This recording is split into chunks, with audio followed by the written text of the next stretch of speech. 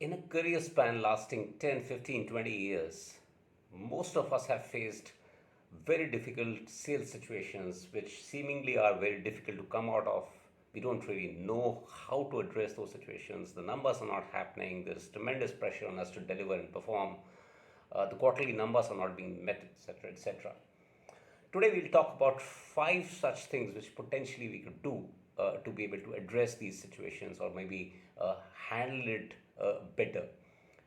First, focus on the process. Focus on the various sub processes rather of a sales engagement. Look at how you are qualifying deals, how you are prospecting your deals, how you're negotiating your deals, and whether there are specific areas that you're able to identify over the last 12 to 18 months where you have not really delivered too well. You might be spending a lot of your time maturing deals, but not creating enough deals in the pipeline, and therefore you're probably struggling.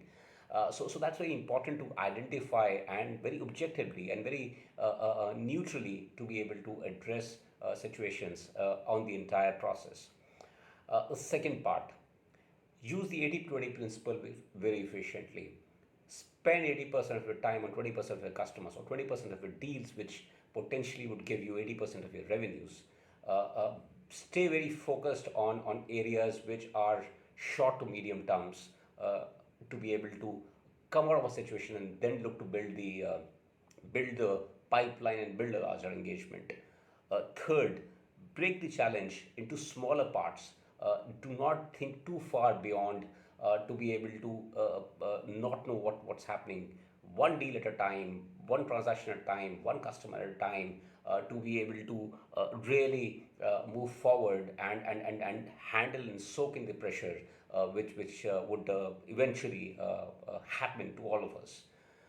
Fourth, go to your trusted customers or advisors, customers uh, who have given business to you in the past, and try and see if there's a way you could harness some of those customers, and those customers will be able to help out in some form and shape to be able to mitigate the situation more efficiently.